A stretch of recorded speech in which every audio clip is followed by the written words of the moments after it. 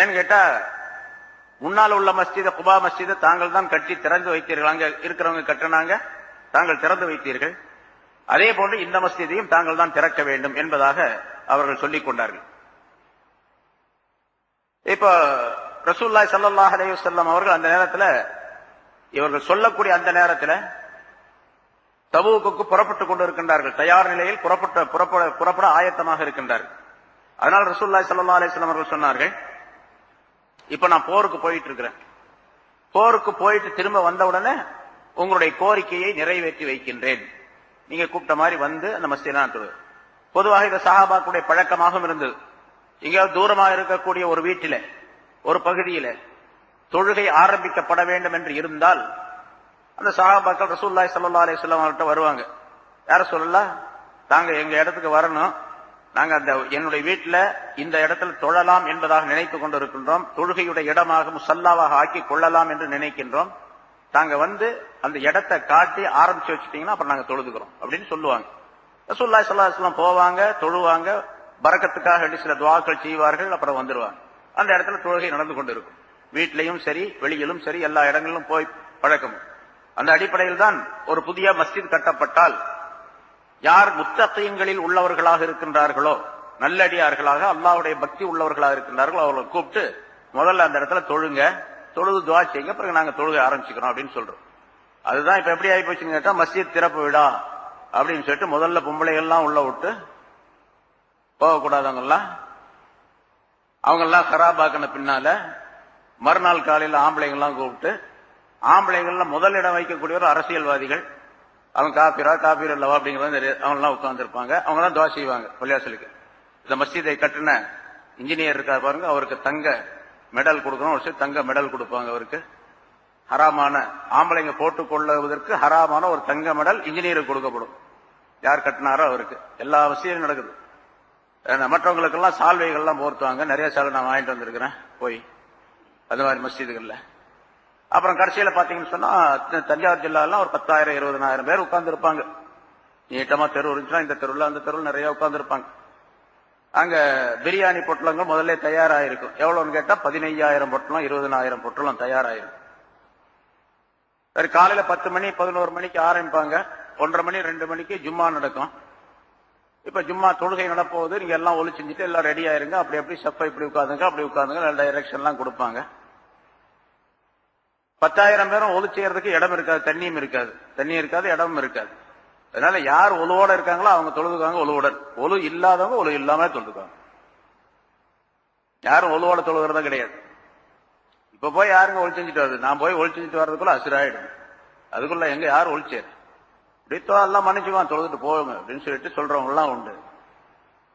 மஸ்ஜிது ஒரு இடத்துல ஏற்படுத்தப்பட்டால் நல்ல மனிதரை கொண்டு போய், அல்லாஹ்வுடைய பக்தி உள்ள ஒரு மனிதரை அழைத்து கொண்டு போய் அவரை தொழச் சொல்லி, தொழ வைக்க சொல்லி, துஆ செய்ய சொல்லி அந்த பரக்கத்தை பெற்றுக்கொள்ள வேண்டும் என்பதுதான் சட்டம். ரசூலுல்லாஹி ஸல்லல்லாஹு அலைஹி வஸல்லம் செஞ்சிருக்காங்க பல இடங்கள். அது எப்படி ஆயிடுச்சுன்னா ஒரு சடங்காக ஆக்கப்பட்டு கடைசியில அது ஹராபாக போச்சு. எல்லாமே வீண் வேடிக்கையாக விளையாட்டாக பூரா.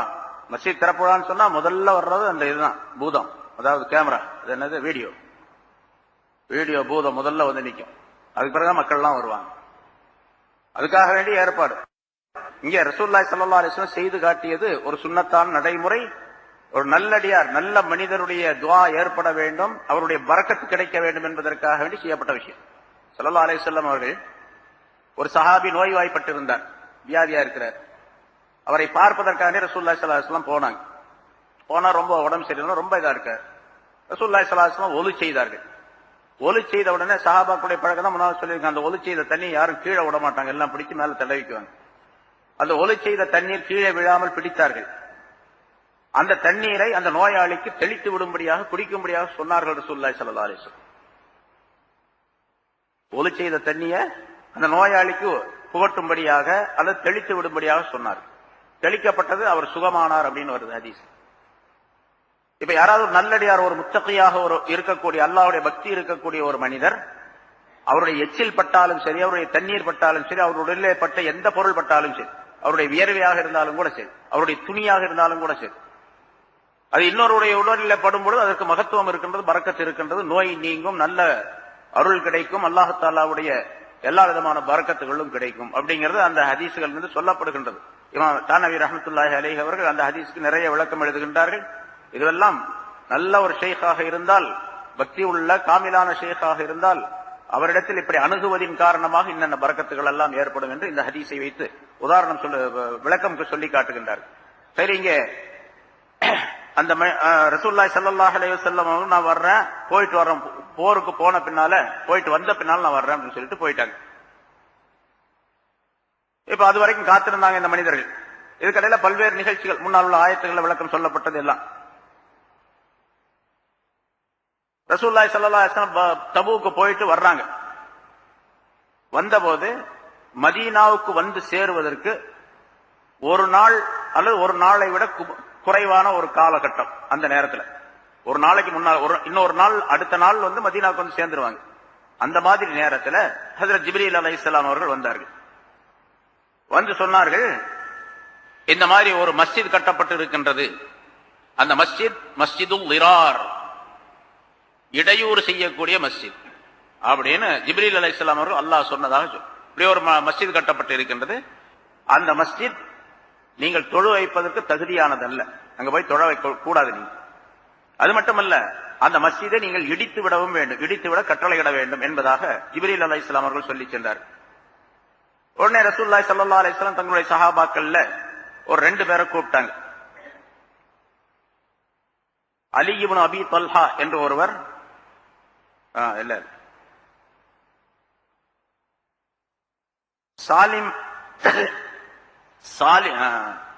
மாலிக் பின் துக்ஷம் என்று ஒருவர், மஅன் பின் அதி என்று ஒருவர், 2 சஹாபி. மாலிக் என்பவர் ஒருவர், மஅன் என்பவர் ஒருவர். இந்த 2 பேரையும் கூப்பிட்டு நீங்க 2 பேரும் வேகமா குபாவுக்கு செல்லுங்க. அங்க இன்னிடத்துல ஒரு மஸ்ஜித் கட்டப்பட்டு இருக்கின்றது. அந்த மஸ்ஜிதை இடித்து தரைமட்டமாக்கி வாருங்கள். அது தரைமட்டமாக்கப்படுவது மட்டுமல்ல, அதை நீங்கள் நெருப்பிட்டு கரித்து விடவும் வேண்டும் என்பதாக ரசூலுல்லாஹி ஸல்லல்லாஹு அலைஹி வஸல்லம் சொன்னார். ஒரு மஸ்ஜித், கட்டப்பட்ட மஸ்ஜிதை இடித்து தரைமட்டமாக்கி நெருப்பு வைத்து கொளுத்தி அதை கரித்து விட வேண்டும் என்பதாக சொன்னார். இவங்க 2 பேரும் போனாங்க. அங்க குபாவுக்கு அருகிலே போன உடனே இந்த மாலிக் என்பவர், மாலிக் இப்னு துக்ஷம் என்பவர் மாநிலத்தில் சொன்னார், நீ போயிட்டு இருங்க, நான் சொந்தக்கார வீடு ஒருத்தர் இருக்குது, அங்க போய் கொஞ்சம் நெருப்பு கொண்டு வர்றேன் அப்படின்னாரு. கரிச்சு விட சொன்னாங்கல்ல, நெருப்பு கொண்டு வர்றேன். இவர் போனாரு. அங்க இவரை சார்ந்த குடும்பத்தினுடைய வீடு இருந்தது. அந்த வீட்டுல போய் ஒரு நெருப்பு பந்தத்தை கொளுத்தி கொண்டு வந்தார். 2 பேரும் சேர்ந்து அந்த மஸ்ஜிதை இடிச்சாங்க, நெருப்பு வச்சு கொளுத்தினாங்க, எல்லாம் தரமட்டமாச்சு, கரிஞ்சிருச்சு. பிறகு ரசூலுல்லாஹி ஸல்லல்லாஹு அலைஹி வஸல்லம் அவர்களிடத்துல வந்தார்கள் 2 பேரும். சரி, இப்ப 2 பேரும் இடிச்சாங்க, கரிச்சாங்க, அவங்க ஒருத்தருமே ஒண்ணுமே சொல்லலையாப்பா? எல்லாம் கலாட்டாலாம் பண்ணிருப்பாங்க, எல்லாம் செஞ்சிருப்பாங்க. ஆனாலும் ரசூலுல்லாஹி ஸல்லல்லாஹு அலைஹி வஸல்லம் கட்டளை என்று சொன்ன உடனே மற்றவர்கள் அங்க கிட்ட நெருங்க முடியல. இது ரசூலுல்லாஹி ஸல்லல்லாஹு அலைஹி வஸல்லம் சொன்ன உத்தரவு. அதனால இதை இடிக்க சொன்னாங்க, இதை கரிக்க சொன்னாங்க அப்படின்னு சொல்லி 2 பேரும் சேர்ந்து அதை கரித்து வந்தார்கள். இந்த நேரத்தில் தான் அல்லாஹ் தஆலா, அதாவது ஜிப்ரீல் அலைஹிஸ்ஸலாம் சொன்னாங்க பாருங்க, அந்த நேரத்தில் தான் இந்த ஆயத் இறக்கப்பட்டது.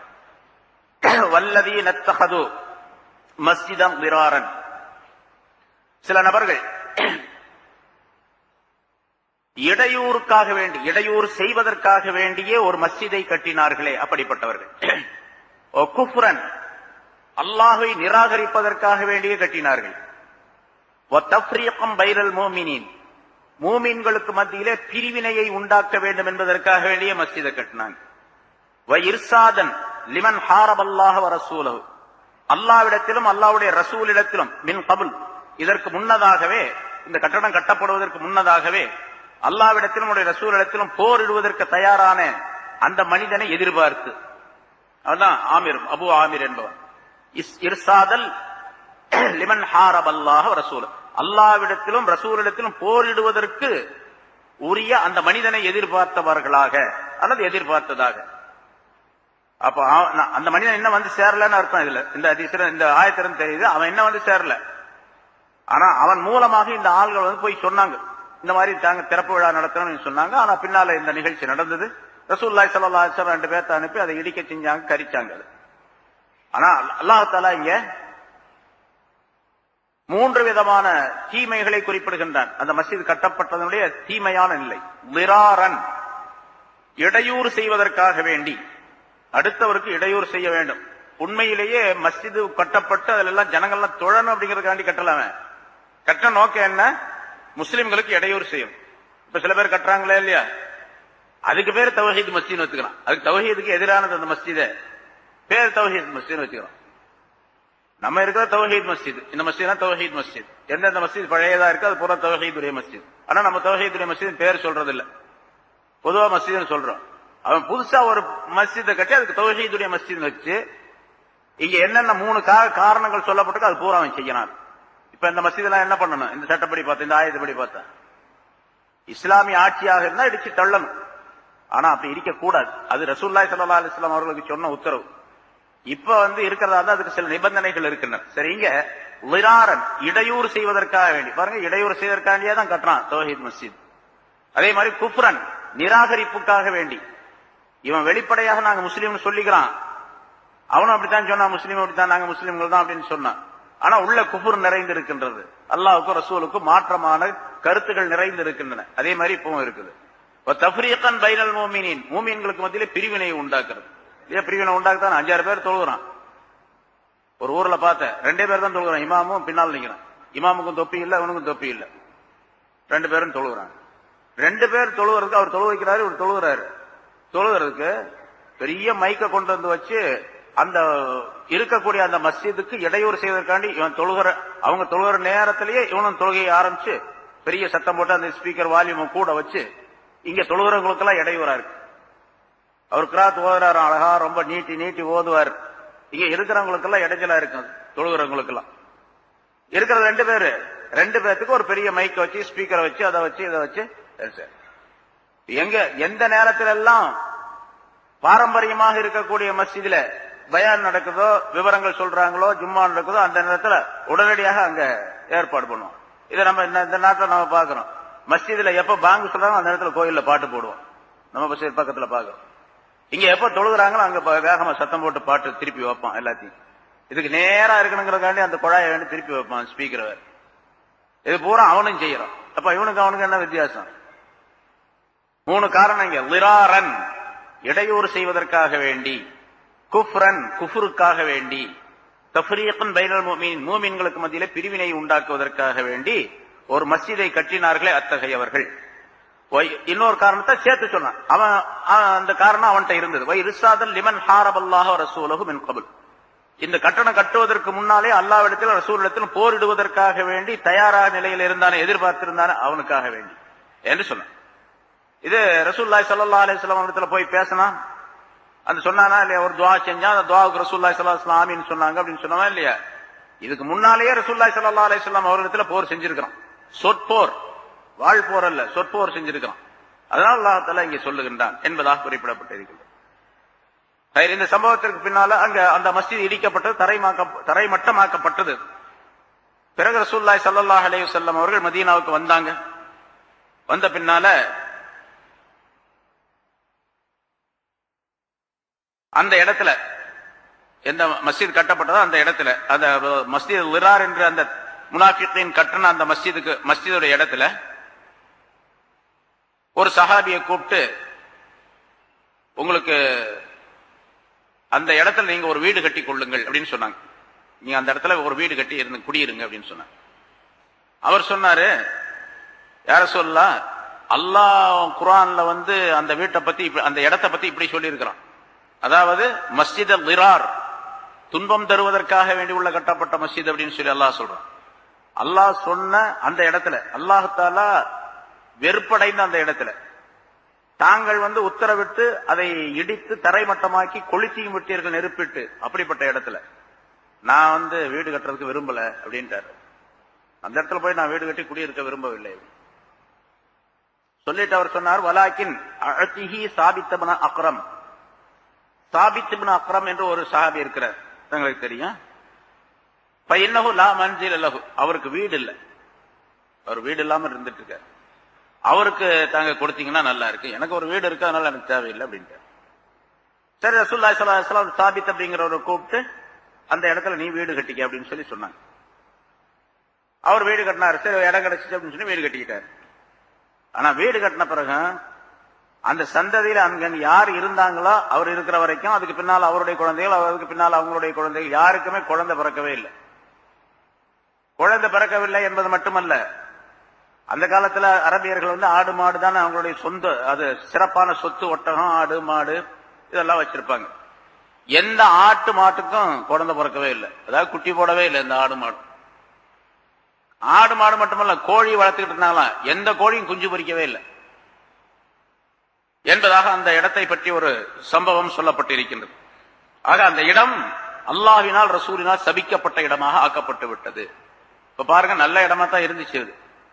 முனாஃபிகீன்கள் இப்படி செஞ்சு ஒரு மஸ்ஜிதை கட்டி 3 காரணம் சொல்லப்பட்ட 3 காரணம், இதுக்காக வேண்டிய அந்த மஸ்ஜிதை கட்டினதுனால அந்த இடமே சாபத்திற்குரியதாக ஆக்கப்பட்டு விட்டது. சரி, அந்த மஸ்ஜிது கட்டப்பட்ட பின்னால ரசூலுல்லாஹி ஸல்லல்லாஹு அலைஹி வஸல்லம் தபூக்கு போருக்கு போனாங்க. அதுக்கு பின்னால வந்தாங்க. கிட்டத்தட்ட 1 மாசம் வச்சுங்களேன், 1 மாசத்துக்கு மேல ஆயிடுச்சு அது கட்டி. இப்ப கட்டின பின்னால அதுல ஒருத்தர் தொழு வச்சுட்டு இருந்தார். மஜ்மா பின் ஹாரிசா என்று அவர் பேர். அவர் தொழு வச்சிட்டு இருந்தார். இந்த மஸ்ஜிதை இடிச்ச பின்னால அவருக்கு பயம் வந்துருச்சு. சரி, அவர் அதை விட்டு ஒதுங்கிட்டார். பிறகு ஹஜ்ரத் உமர் ரலியல்லாஹு தஆலாவுடைய ஆட்சி காலத்துல அசல் குபா மஸ்ஜித் இருக்குல்ல, இப்ப மஸ்ஜித் இருக்கா இல்லையா, ரசூலுல்லாஹி ஸல்லல்லாஹு அலைஹி வஸல்லம் கட்டின மஸ்ஜித், அந்த மஸ்ஜிதை பத்தி அடுத்து அல்லாஹ் தஆலா சொல்றான். அந்த மஸ்ஜிதுக்கு ஒரு இமாம் தேவை அப்படின்னு சொல்லிட்டு கலீஃபாட்ட வந்து சொன்னாங்க.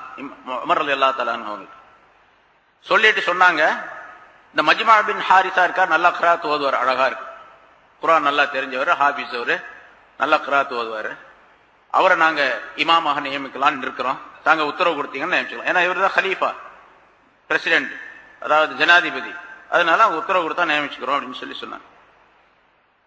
ஹஜ்ரத் உமர் ரலியல்லாஹு தஆலா அவர்கள் சொன்னாங்க, அவரையும் கூட்டு வந்திருக்கிறாங்க, அந்த மஜ்மா என்பவரையும் கூட்டு வந்திருக்கிறாங்க. இவர் முதல்ல அந்த மஸ்ஜித் லிரார்ல இமாமா இருந்தார்ல இவரு அப்படின்னு கேட்டாங்க. அப்ப மஜ்மா சொன்னாரு, இருந்தார்ல அப்படின்னு கேட்கறவருடைய கேள்வியிலேயே என்னாச்சு, அவர் பயந்து போய், ஆஹா நமக்கு வேலை கிடைக்காது போல் இருக்க, வேலை கிடைக்கணும், சம்பளம்லாம் கிடையாது அந்த காலத்துல, இமாமத்து வேலைங்கிறதே பெரிய காரியம், பெரிய பதவி அது, ஏன்னா ரசூலுல்லாஹ் செஞ்ச வேலை இல்லை அது. அதனாலதான் இமாமத்துக்கு வர்றதுக்குலாம் எங்களுக்கெல்லாம் ரொம்ப பயம், நாங்கெல்லாம் தகுதியே கிடையாது, சும்மா என்னமோ பஞ்சத்துக்கு ஆண்டிங்கிறது சொல்றாங்களா, அந்த மாதிரி தொழில் வச்சுட்டு இருக்கோம். அசல்ல இமாமத்துல இமாமா இருக்கக்கூடிய எப்படி இருக்குன்னு கேட்டா, அல்லாஹுடைய பக்தி நிறைந்தவரா இருக்கணும், முத்தகியா இருக்கணும், தக்வா உள்ளவரா இருக்கணும், எல்லா சுன்னத்தான காரியங்களையும் சரியா செய்யக்கூடியவரா இருக்கணும், முஸ்தஹப்பான காரியங்களை எல்லாம் பரல போன்று கடைபிடிக்கக்கூடியவரா இருக்கணும். அவர் தான் இமாமா இருக்கணும். அவர் பின்னால் நின்று தொழுதாவே மக்கள் எல்லாம் பக்தி உள்ளவர்களாக மாறணும். அப்படி இருக்கா, நம்ம தொழுக வச்சோம்னா பக்தி எல்லாம் போயிடுது இருக்கிறது சேர்ந்து இல்லையா, அந்த மாதிரி இருக்கக்கூடாது. அதனாலதான் அழகான கிராத் ஓதுறவர் ஒரு சஹாபியும் கூட, மஜ்மா என்பவர். அதனால சொன்னாங்க, அப்படி இவர் அங்க தொழுக வச்சவர் அல்லவா அப்படின்னு கேட்டாங்க. அவர் சொன்னாரு, யா அமீரல் முஃமினீன் லா தாஜல் அலைய, அமீரல் முஃமினீன் அவர்களே அவசரப்படாதீங்க, வல்லாஹி லகத் ஸல்லைத்து வ இன்னி லா அலுமரு அலைஹி, அவங்க உள்ள விஷயத்தை மறைச்சு வச்சுட்டு என்ன தொழ வைக்க சொன்னாங்க, இமாமா இருந்து நான் தொழ வச்சேன், அவ்வளவுதான். அவங்க என்ன நோக்கம் அவங்களுக்கு உள்ள அப்படி இருக்குது அப்படின்னு எனக்கு தெரியல, அதனால தொழ வச்சேன். உண்மையிலேயே வலோ அலிம்துமா சல்லைத்து, நான் எனக்கு தெரிஞ்சிருந்துச்சுன்னா நான் தொழ வைக்க மாட்டேன், தொழ வச்சிருக்க மாட்டேன், அவங்கள தெரியல அப்படின்னு சொல்லி தன்னுடைய காரணத்தை சொன்னார்.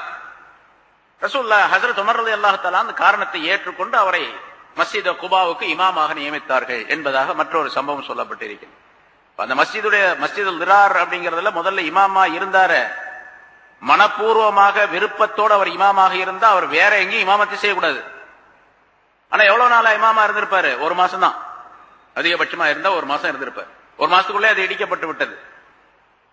அப்போ அல்லாஹுக்கு எதிராக இருக்கக்கூடிய ஒரு இடத்துல வேலை பார்த்த ஒருவர் அவர் அதை விட்டுட்டு வந்துட்டாரு, நல்ல இடத்துல வந்து நான் அந்த இடத்துல இருந்தேன், அதனால நீங்க வேலை கொடுங்க, அங்க எனக்கு வேலை இல்லாம போச்சு அப்படின்னு சொன்னா அவர் கொடுக்க கூடாதுன்னு தெரியும். அதாவது ஒரு கெட்ட மனிதனுடைய சகவாசத்தில் இருந்து விட்டு வந்தால் அந்த கெட்ட பண்பு அவனிடத்தில் கொஞ்சமாவது ஒட்டி கொண்டு இருக்கும் என்பதை இங்கே குறிப்பிடுகின்றார். ஹஜ்ரத் Umar ibn Abdul Azeez, second Umar என்பதாக அவருடைய நீதியை பற்றி சொல்லப்படும். அப்படிப்பட்ட அப்பாசியா கலீஃபாக்கள்ல உமையாவுடைய கலீஃபாக்கள்ல மிகச்சிறந்த மேதை அப்படின்னு தாபியங்களிலே மிகச்சிறந்தவர் ஹஜ்ரத் அப்துல்லா உமர் இப்னு அப்துல் அசீஸ் ரஹ்மத்துல்லாஹி அலைஹி அவர்கள். அவங்களுக்கு ஒரு காத்திப் தேவைப்பட்டது. அதாவது ஒரு எழுத்தாளர் ஒருவர் கணக்கு வழக்குகளை பதிவு செய்வதற்காண்டி ஒரு நல்ல மனிதர் தேவைப்பட்டது. ஒரு முஸ்லிமான ஒரு மனிதர், நல்ல அறிவாளி, நல்ல சிந்தனை உள்ளவர், நல்ல எழுத்தாளர், நல்ல கணக்கு வழக்கெல்லாம் நல்லா பார்ப்பாரு, திறமையான ஆள். அவரை கூட்டு வந்து, இவர் நல்ல திறமையான ஆள், உங்களுடைய வேலைக்கு பொருத்தமான ஆளு, உங்க எல்லா வேலையும் செய்வார். நம்ம சாதாரண உருதுல சொல்லுவாங்க, முன்ஷின்னு சொல்லுவாங்களா இல்லையா, அது மாதிரி முன்ஷி அவர். அவரை கொண்டு வந்து நிறுத்தினாங்க. இவர் நல்ல ஆள், நீங்க வச்சுக்கலாம் அப்படின்னு சொல்லிட்டு சிபாரிசு பண்ணாங்க. உமர் இப்னு அப்துல் அசீஸ் ரஹ்மத்துல்லாஹி அலைஹி அவர்கள் அந்த மனிதரிடத்தில், அந்த வாலிபரிடத்தில் கேட்டார், நீ இதுக்கு முன்ன எங்க வேலை செஞ்ச அப்படின்னு சொல்லிட்டு. அவர் சொன்னாரு, நான் வந்து ஹஜ்ஜாஜ் பின் யூசுப் இடத்துல வேலை செஞ்சேன் அப்படின்னு. ஹஜ்ஜாஜ் பின் யூசுப் உமையா கலீஃபாக்கள்ல முதல் கலீஃபாவாக இருந்த மன்சூர், அதுக்கு அடுத்தவர் மாலிக். அவருடைய ஆட்சியில இந்த ஹஜ்ஜாஜ் பின் யூசுப் மந்திரியாக இருந்தான். அதாவது ஒரு மாகாணத்துக்கு கவர்னராக நியமிக்கப்பட்டிருந்தார். ஆனா வரலாற்றிலே மிகப்பெரிய கொடுங்கோலனாக சித்தரிக்கப்படுகின்றார் அவர். ஏன்னா அவருடைய ஆட்சியில சஹாபாக்கள், உலமாக்கள், தாபியீன்கள்ல மிகப்பெரிய ஆலிம்களை எல்லாம் நிறைய கொலை செய்திருக்கின்றார். அவருடைய ஆட்சியை ஏற்றுக்கொள்ளாவிட்டால் கொலை நடந்துடும், உடனடியாக ஆளை காலி பண்ணிடுவார். அந்த மாதிரி ஹஜ்ஜாஜ் இப்னு யூசுப் அவருடைய குறுகிய கால ஆட்சியிலே, இதுக்கு அவர் அரசர் அல்ல, அரசர் இவரை கவர்னராக ஒரு மாநிலத்துக்கு நியமித்திருக்கிறார். என்ன, அந்த மாநிலத்தில் நியமிக்கப்பட்ட அந்த காலத்துல, இவர் ஆட்சி காலத்துல, இவர் இருந்த அந்த பீரியட்ல 1,24,000 ஆலிம்களை கொலை செய்திருக்கார். அவ்வளவு கொடுங்கோன்மையான ஒரு ஆள் ஹஜ்ஜாஜ் இப்னு யூசுப். ஏராளமான சம்பவங்களும் அந்த ஆளை பத்தி சொல்லப்பட்டிருக்கின்றது. ஆனா பெரிய அறிவாளி, மிகப்பெரிய ஞானம் படைத்தவன். குர்ஆன் நல்லா தெரியும், ஹதீஸ் நல்லா தெரியும், எல்லாமே தெரியும். இருந்தாலும் அவனுடைய புத்தி அப்படி. இப்ப உமர் இப்னு அப்துல் அசீஸ் ரலியல்லாஹு தஆலா அன்ஹு அவங்க அந்த வாலிபரிடத்துல கேட்டாங்க, நீ இதுக்கு முன்னால எங்க வேலை பார்த்தன்னா ஹஜ்ஜாஜ் இப்னு யூசுப் இடத்துல வேலை பார்த்த. முதல்ல இங்கிருந்து ஓடு அப்படின்ட்டாங்க, போடி. அப்ப அந்த ஆள் சொன்னார், வந்தாலே இல்ல நான் கொஞ்ச நாள் தான் இருந்தேன், ஒரு நாள் 2 நாள் தான் இருந்தேன், அந்த ஆள் பிடிக்கல வந்துட்டேன். நீ 1 மணி நேரம் அவன்கிட்ட வேலை பார்த்தாலும் கூட அவனை வச்சுக்க முடியாது அப்படின்ட்டாங்க. 1 மணி நேரம் இருந்தாலும். இது எல்லா யாரையெல்லாம் நாம் வேலைக்கு வைக்கின்றோமோ, குறிப்பாக முக்கியமான வேலைகளுக்கு, எழுத்து வேலை, நம்முடைய வலதுகரமாக இருக்கக்கூடிய சில நபர்கள், இவர்களை எல்லாம் நாம் யோசிக்க வேண்டும், சிந்திக்க வேண்டும், அவர்களை நாம் இந்த மாதிரி தேர்ந்தெடுக்க வேண்டும். இதுக்கு முன்னால் அவர் எங்க வேலை செஞ்சிருக்கார்? நல்ல மனிதரிடத்திலே, கெட்ட மனிதரிடத்திலே. கெட்ட மனிதரிடத்திலே வேலை செய்திருந்தால் அதனுடைய தாக்கம் இந்த மனிதரிடத்தில் இருக்கத்தான் செய்யும். முதல்ல பார்க்கணும் அந்த ஆள் எங்க வேலை செஞ்சிருக்கான் அப்படின்னு என்பது வரலாற்றில் சொல்லப்படுகின்றது. அதனால இங்க பாருங்க, உமர் ரலியல்லாஹு தஆலா கேட்கிறாங்க, நீ இதுக்கு முதல்ல மஸ்ஜிதுல் இமாமா இருந்தால அப்படின்னு கேட்டாங்க. அவர் பயந்து போய், நான் கொஞ்ச நாள் தான் இருந்தேன், எனக்கு தெரியாது அப்படின்ட்டார். கொஞ்ச நாள் இருந்தேன், எனக்கு தெரியாதான. ஆனா தெரியாது அப்படின்னு சொல்லிட்டு அவர் உண்மையை சொல்லியிருக்காரு. அவர் உண்மை சொல்லுகிறார் அப்படிங்கறதும் உமர் ரலியல்லாஹு தஆலாவுக்கு தெரிஞ்சு. அதனாலதான் உடனே சரி பரவாயில்ல, நீ போய் இமாமா இரு என்று நியமனம் செய்தார்கள் என்பதாக குறிப்பிடப்படுகின்றது. இந்த இடத்துல உலமாக்கள் சில கருத்துக்களை குறிப்பிடுகின்றார்கள். இமாம்கள் நமக்கு ஒரு ஊர்ல ஒரு மஸ்ஜித் கட்டப்பட்டு அந்த ஊர்ல தொழுதுகிட்டு இருக்கிறாங்கன்னு வச்சுக்கோங்க. அந்த மஸ்ஜித் பெரிய மஸ்ஜித் இருக்கிற அந்த ஊருக்காரங்களுக்கு போதுமான அளவுக்கு, அந்த மஹல்லாக்காரங்களுக்கு போதுமான அளவுக்கு இருக்குது.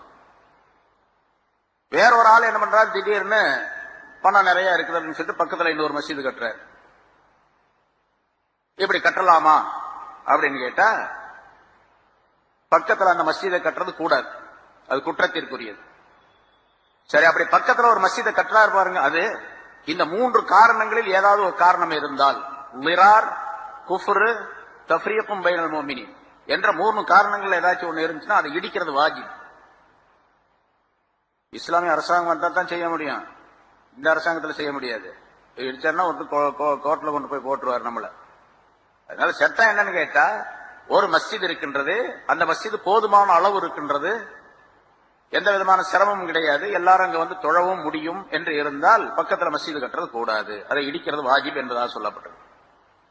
அது கட்டுறதுக்கு முன்னாலேயே தெரிஞ்சா அதை கட்டாமல் தடுப்பதும் வாஜிப், கட்ட விடாமல் தடுப்பதும் வாஜிப். இது கட்டுறதுக்குரிய நோக்கம் இந்த மாதிரி 3 காரணங்களே ஏதாவது ஒண்ணு இருக்கணும். அந்த அந்த மஸ்ஜிதுக்கு பாரம்பரியமா இருக்கக்கூடிய மஸ்ஜிதுக்கு யாரும் போகக்கூடாது, தான் கட்டுற மஸ்ஜிதுக்கு தான் வரணும் அப்படிங்கிற நோக்கத்துல கட்டினா அதுவும் வந்து விரார், இடையூறு செய்யக்கூடிய. ஆனா பக்கத்துல ஒரு மஸ்ஜிது கட்டுறாரு, இந்த மஸ்ஜிதுக்காரங்க தடுக்கிறாங்க, அதை இந்த மஹல்லாக்காரங்க கட்டக்கூடாதுன்னு தடுக்கிறாங்க. ஏன்னு கேட்டா இவங்களுடைய பவர் எல்லாம் போயிடும். அவர் கட்டினார்னு சொன்னா எல்லாம் அவர் பக்கம் சாஞ்சிருவாங்க, இவங்களுக்கு பவர் எல்லாம் போயிடும். உண்மையிலேயே இந்த மஸ்ஜிதுல இடம் பத்தல, அவர் அதுக்காக வேண்டி கட்டுறாரு. இடம் பத்தல அப்படிங்கறதுக்காக வேண்டி கொஞ்சம் இன்னொரு மஸ்ஜித் இருந்தா ஜனங்கள்லாம் வந்து தொழுவதுக்கு நல்லா இருக்குமே, ஜும்மாவில பாத்தீங்கன்னா ரொம்ப கஷ்டமா இருக்குது, அதனால இன்னொரு மஸ்ஜிதை கட்டினா ஜும்மாவுக்கு பாதி அங்க போயிடும் பாதி இங்க வருமே அப்படிங்கறதுக்காண்டி கட்டுறாருன்னு வச்சுங்க. இப்ப கூடும். ஆக இருக்கக்கூடிய அந்த மஸ்ஜித் இடம் போதவில்லை என்று சொன்னால் அடுத்த மஸ்ஜித் கட்டலாம். அது அல்லாஹுக்காக வேண்டி நல்ல நோக்கத்திற்காக வேண்டி இருக்கணும். ஏன்னா ரசூலுல்லாஹி ஸல்லல்லாஹு அலைஹி வஸல்லம் அவர்கள் மன் பனா லில்லாஹி, எவர் ஒருவர் அல்லாஹுக்காக வேண்டி ஒரு மஸ்ஜிதை கட்டுகிறாரோ அப்படின்னு தான் சொன்னாங்க. பத்தலைங்கிறதுக்காண்டி கட்டுறாரோ அப்படி சொல்லல. மன் பனா லில்லாஹி, அல்லாஹுக்காக வேண்டி கட்டினா அப்படிங்கிற இடத்துல அல்லாஹுக்காக வேண்டி அப்படிங்கிறது இல்லாம உலகத்தினுடைய வேறு ஏதேனும் ஒரு நோக்கத்திற்காக வேண்டி ஒரு மனிதன் ஒரு மஸ்ஜிதை கட்டுகின்றார் என்று சொன்னால் அது தப்பு. மஸ்ஜிது இடம் போதவில்லை அல்லது வந்து அந்த மஸ்ஜிதிலே தொழுவதின் காரணமாக பலவிதமான இடையூறுகள் இருக்கின்றன அப்படின்னு சொல்லி ஒரு மஸ்ஜிதை பற்றி சொல்லப்படுகிறதுன்னு வச்சுங்க. வேற ஏதாவது சில காரணம் இருக்கு, அந்த காரணத்தினால அந்த மஸ்ஜிதுக்கு ஜனங்கள் போறதுக்கு முடியல அப்படின்னு வச்சுங்க. உதாரணமா நம்ம நாட்டில் எடுத்துக்கிட்டீங்கன்னு சொன்னா ஒரு மஸ்ஜித் இருக்குது, மஸ்ஜிதுக்கு முன்னால் ஒரு கோயில் இருக்கு. எப்ப பார்த்தாலும் டொம்பு டொம்புன்னு தட்டிக்கிட்டே இருக்கணும் அந்த கோயில் 24 மணி நேரம். அதனால இந்த மஸ்ஜிதுக்கு போக முடியலன்னு ஜனங்க வந்து ரிப்போர்ட் பண்றாங்க. வேற மஸ்ஜித் இல்ல அந்த இடத்துல. இப்ப பக்கத்துல கொஞ்சம் தூரத்துல இன்னொரு மஸ்ஜித் ஒருத்தர் கட்டுறார், இந்த மாதிரி இந்த இடையூறை தடுப்பதற்காக வேண்டி அப்படின்னு சொல்லிட்டு தன்னுடைய இடத்துல செலவு பண்ணி ஒரு மஸ்ஜித் கட்டுறாருன்னு வச்சுங்க. இந்த இடத்துல இருக்கவங்களும் அந்த இடத்துக்கு போகலாம் அப்படின்னு வரும். ஏன்னு கேட்டா இது வந்து அந்த கோயில் பக்கத்துல இருக்கிறதுனால அடுத்தவருடைய இதுகளை சம்பாதிக்க வேண்டிய, அதாவது எதிர்ப்புகளை சமாளிக்க வேண்டிய சூழ்நிலை, அவருடைய வெறுப்பை சம்பாதிக்கக்கூடிய சூழ்நிலை ஏற்படுது. அதெல்லாம் தடுக்கிறதுக்காக வேண்டி அடுத்தவர் மஸ்ஜித் கட்டுறாரு, அந்த மஸ்ஜித் கட்டினா பரவாயில்ல, அது கூடும். இதுல இருந்து இன்னொரு சட்டம் சொல்லப்படுகின்றது.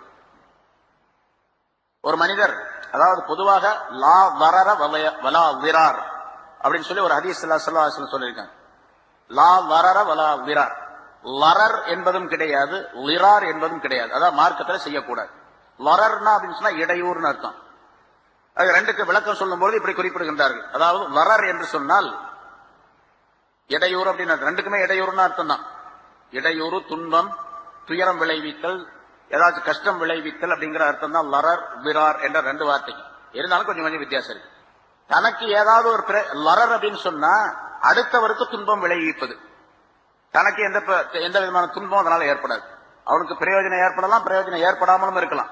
ஆனா அடுத்தவருக்கு துன்பம் கிடைக்கிறது, இதுக்கு பேரு லரர். இது கூடாது. நான் நல்லா இருக்குன்னு அடுத்தவன் துன்பப்படணும் அப்படின்னு நினைச்சா அது கூட ஹராமாச்சு.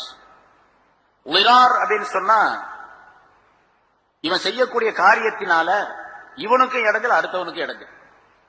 இவனுக்கும் இடைஞ்சல் துன்பம், அடுத்தவனுக்கும் துன்பம். பாருங்க, மஸ்ஜிதை கட்டினா, குபாவில் மஸ்ஜிதை கட்டினா அவன் 2 பேர் சேர்ந்து அந்த அவனுடைய சொல்படி கட்டினாங்க. இப்ப கட்டணவனுக்கும் இடைஞ்சல், அதுல கட்டி யாரார் தொழுதுட்டு இருந்தாங்களோ அவங்களுக்கும் இடைஞ்சல். அவன் இடைஞ்சலுக்காக வேண்டி செஞ்சான். மூமின்களுக்கு இடைஞ்சல் செய்ய வேண்டும், இடையூறு செய்ய வேண்டும் என்பதற்காண்டி கட்டினான். அவங்களுக்கு இடையூறு தர வேண்டும் என்ற நோக்கம். ஆனா அது கட்டணோக்கே என்ன ஆச்சு, அது இடையூறாக மாறிடுச்சு. இதுக்கு பேர் லிரார். அதனாலதான் லிரார்ங்கிற வார்த்தையை அல்லாஹ் தஆலா இத்தஹது லிராரன் என்ற வார்த்தையை பயன்படுத்தி மஸ்ஜிதம் லிராரன் என்று பயன்படுத்தி இருக்கின்றான் என்று விளக்கம் தரப்படுகின்றது. சரி, இப்போ இதுல இருந்து இன்னொரு சட்டம் சொல்லப்படுகின்றது. 2 விதமான இடையூறுகள். ஒரு பொருளை கொடுக்கறான், வாங்குறான், அல்லது வந்து ஏதாவது ஒரு வீட்டை கட்டுறான், ஒரு மஸ்ஜிதை கட்டுறான், இல்லாத ஒரு கட்டடத்தை கட்டுறான்.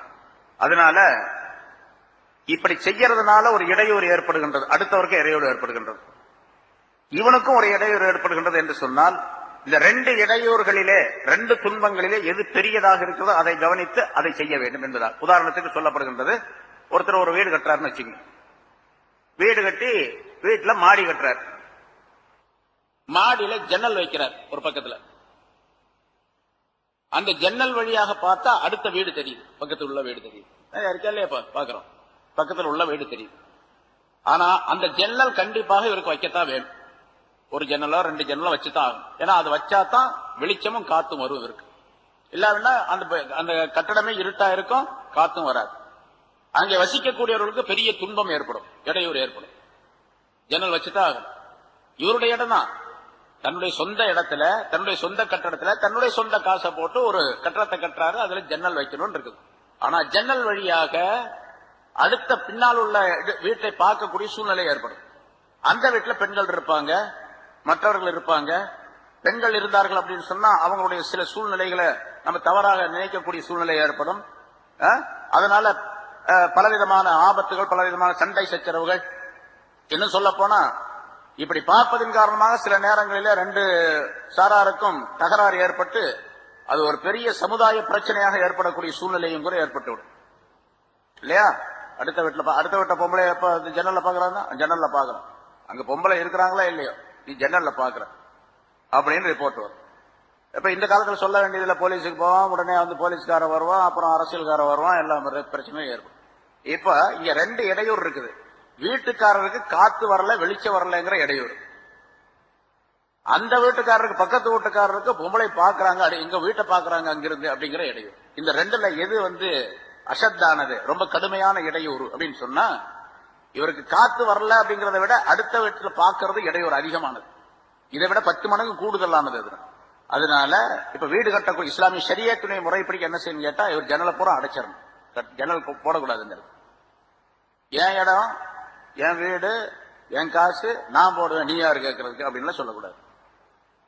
2 இடையூறுகள்ல எது அசத்தாக இருக்கின்றதோ, கடுமையானதாக இருக்கின்றதோ, அதிகமான மக்களுக்கு இடையூறு தரக்கூடியதாக, துன்பங்களை விளைவிக்கக்கூடியதாக இருக்கின்றதோ அதை எடுத்துக்கொள்ள வேண்டும், சட்டமாக எடுத்துக்கொண்டு அதன்படி செயல்பட வேண்டும் என்பதும் இங்கே விளக்கப்படுகிறது. இப்போ இந்த மஸ்ஜிதை கட்டியதின் காரணமாக மக்களுக்கெல்லாம் துன்பம் ஏற்படுகின்றது.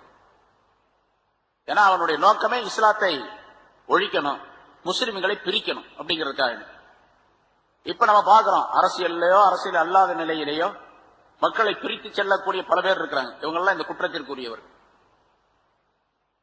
10 கட்சி இருக்குது முஸ்லிம்கள்ல, இன்னொரு கட்சி தனியா ஆரம்பிச்சு நான் தலைவனா இருக்கு அப்படிங்கறதுக்காக அங்கிருந்து கொஞ்சம் பேரை பிடிச்சிட்டு போயிடுறாங்க காசு கொடுத்து. அவன் ஒரு 4 பேரை வச்சு ஒரு கட்சி ஆரம்பிச்சு முஸ்லிம்களை இருக்கக்கூடிய 10 பிரிவோ 11 பிரிவாக்குறது. இப்ப நம்ம இதுல தமிழ்நாட்டிலேயே எடுத்துக்கொண்டா கிட்டத்தட்ட 14 கட்சி இருக்குது முஸ்லிம்களுடைய கட்சி. முஸ்லீம் லீக் ஒரு கட்சி இருந்துச்சு, அதுல இருந்து பிரிஞ்சு இன்னைக்கு எத்தனை இருக்குது? 14 கட்சி இருக்குது. அப்போ ஒவ்வொருத்தருக்கும் தனித்தனி தலைவர் இருக்கிறாங்க, தனி செயலாளர் இருக்காங்க, தனி பேடு இருக்குது, லெட்டர் பேடு இருக்குது, தனி சீல் இருக்கு, எல்லாம் போட்டுக்கிட்டு போயிட்டே இருக்கிறாங்க.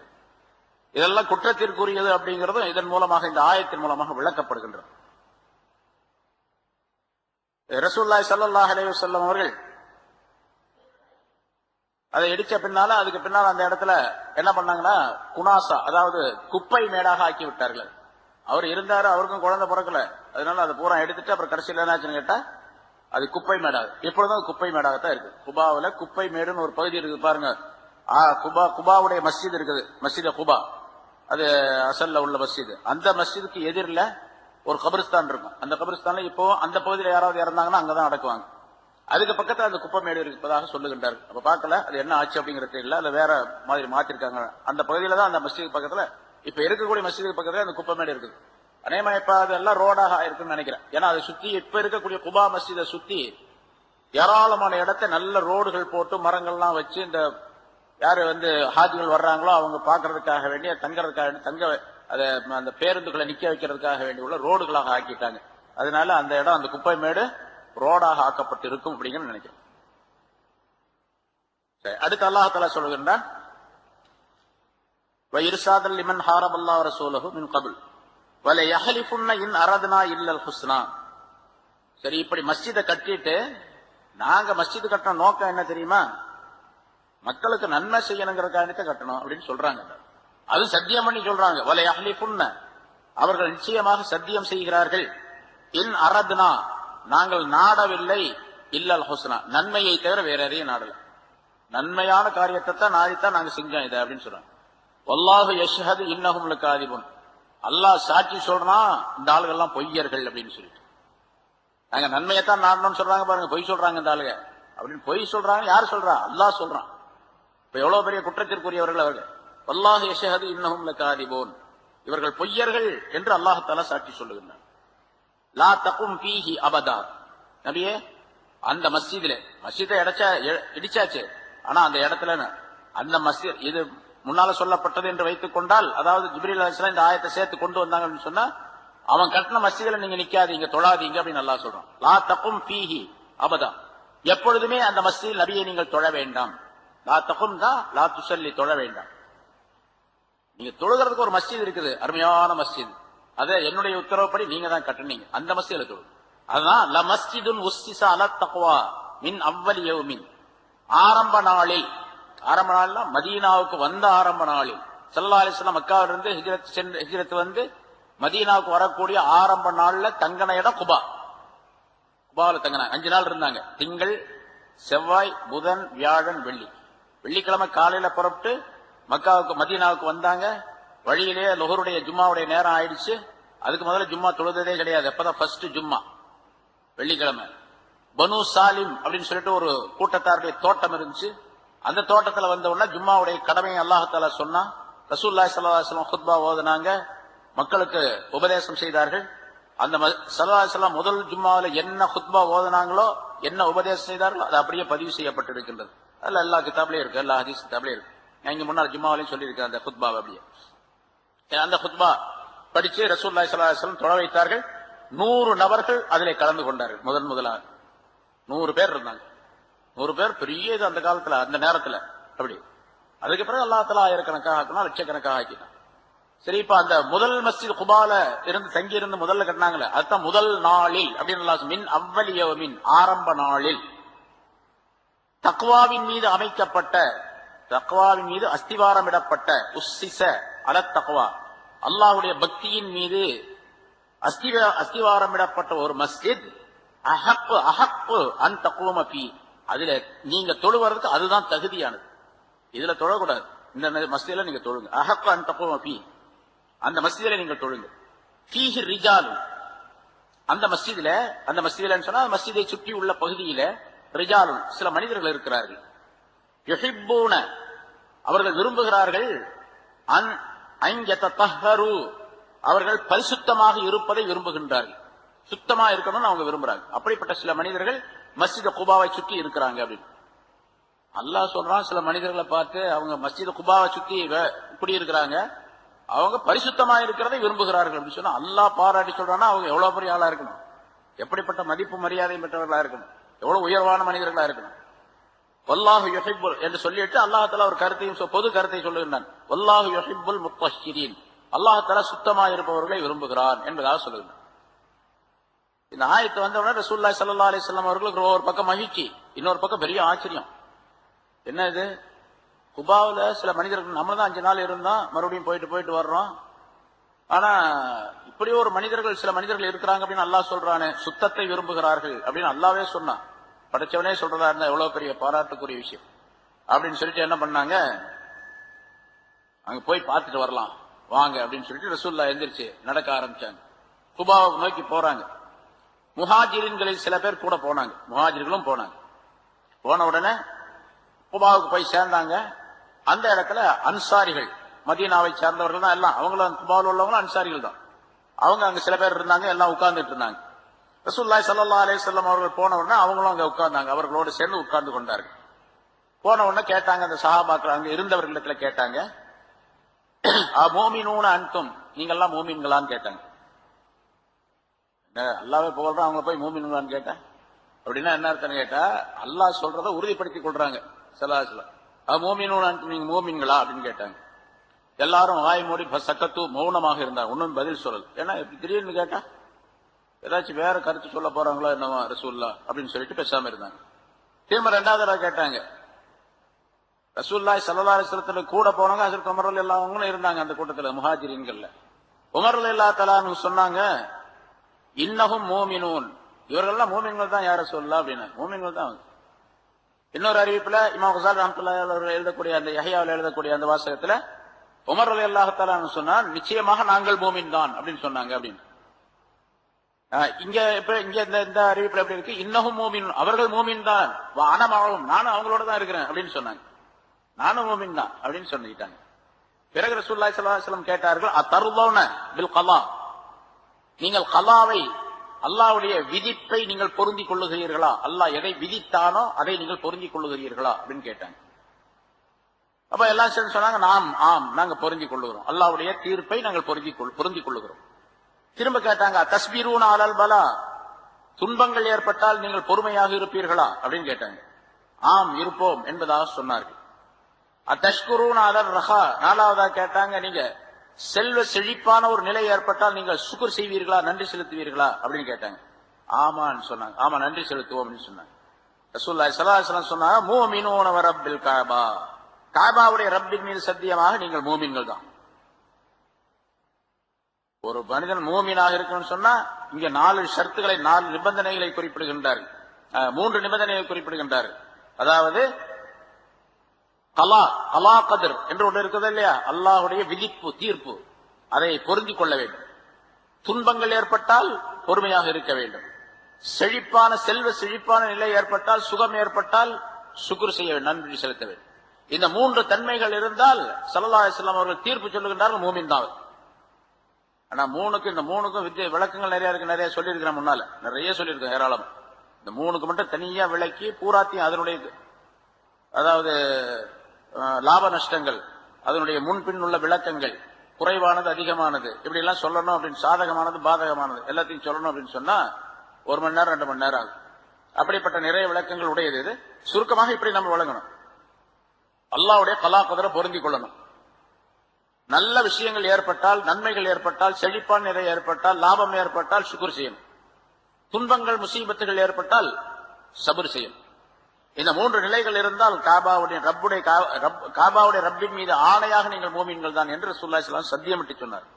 சொல்லிட்டு அவங்க பக்கத்துல உட்கார்ந்துட்டு சொன்னாங்க ரசூலுல்லாஹி ஸல்லல்லாஹு அலைஹி வஸல்லம், யா மாஷர் அன்சார், அன்சாரிகளே, அல்லாஹ் தஆலா உங்களை புகழ்ந்து ஒரு ஆயத்தை எனக்கு சொல்லி இருக்கிறான். இந்த மாதிரி ஃபீஹி ரிஜாலுன் யுஹிப்பூன அன் யததஹரு என்று சொல்லி இருக்கிறான். நீங்க என்ன செய்யறீங்க? அப்படி ஒலி செய்யும் போதோ அல்லது மலம் ஜலம் கழித்து விட்டாலோ நீங்கள் என்ன செய்யறீங்க? ஏன்னா சுத்தமா இருக்கிறது அப்படின்னு சொன்னா மலம் ஜலம் கழித்து சுத்தம் செய்வது, அது ஒலி செய்யும் போது சுத்தம் செய்யறது, ஒலு உடை சுத்தம். இந்த நேரத்தில் நீங்க என்ன செய்யறீங்கன்னு கேட்டாங்க. அவங்க சொன்னாங்க, அரபு நாட்டில் பழங்க என்னன்னு கேட்டா, இந்த வெளிக்கு போனா மலம் கழித்தால், மலம் கழிக்கக்கூடிய நிலை அரபு நாட்டில் எப்படி இருக்குன்னு கேட்டா, ஆட்டு புழுக்க மாதிரி தான் அவங்க மலம் கழிப்பார்கள். காரணம் என்னன்னு கேட்டா, சூடான பூமி, அது மட்டும் இல்லாம அவங்க சாப்பிட்றது ரொம்ப குறைவான உணவு, அது ரொட்டி, அதுக்கு பிறகு பேரிச்சம்பளம், இந்த மாதிரி இந்த பொருள்கள் எல்லாம் பூரா வளத்தை கட்டக்கூடியது, மலத்தை இருக்கக்கூடியது. அது மட்டுமல்ல, அது அதிகமாக வெளிக்கு இருக்கக்கூடிய சூழ்நிலையும் ஏற்படாது அவங்களுக்கு. 2 நாளைக்கு ஒரு தடவை 4 நாளைக்கு ஒரு தடவை வெளிக்கு இருப்பாங்க. அப்படி இப்பவும் இருக்காங்க பல பேர். ஆனா இப்ப நிறைய வேற வேற மாதிரி உணவுகள்லாம் சாப்பிடறதுனால டெய்லி 2 தடவை போறாங்க. அது வேற.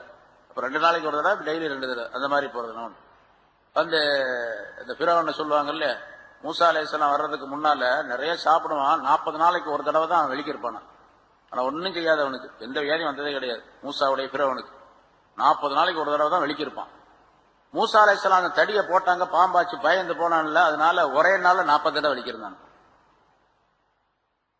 அது மாதிரி உள்ள சூழ்நிலை இங்க. அப்படி கடுமையாக ஒரு வறட்சியான ஒரு சூழ்நிலை இருக்கிறதுனால அவங்க என்ன பண்ணுவாங்க, தண்ணீரும் இல்லை, தண்ணீர் பஞ்சம். அதனால மண் கட்டிகளை கொண்டு துடைத்து சுத்தம் செய்து கொள்வார்கள். சுத்தமா இருக்கும், அதுல ஒன்றும் பிரச்சனை இல்லை. மண் கட்டியை கொண்டு சுத்தம் செய்வாங்க, போதுமானது. இப்ப சிறுநீர் கழிக்கணும், பீஷாவுக்கு போறோம், யூரின் போறோம், மண் கட்டி இருந்துச்சு, அதை வச்சு சுத்தம் செஞ்சு தண்ணியே சுத்தமா வராம அளவுக்கு, டிராப்பே வராம அளவுக்கு செஞ்சுட்டோம் வச்சுங்க. தண்ணி விட்டு கழுவணுங்கிற அவசியம் இல்லையே, கட்டாயம் கிடையாது. மண்ணு கட்டியே இல்லாதனால தண்ணி ஊற்றி கழுவுறோம்.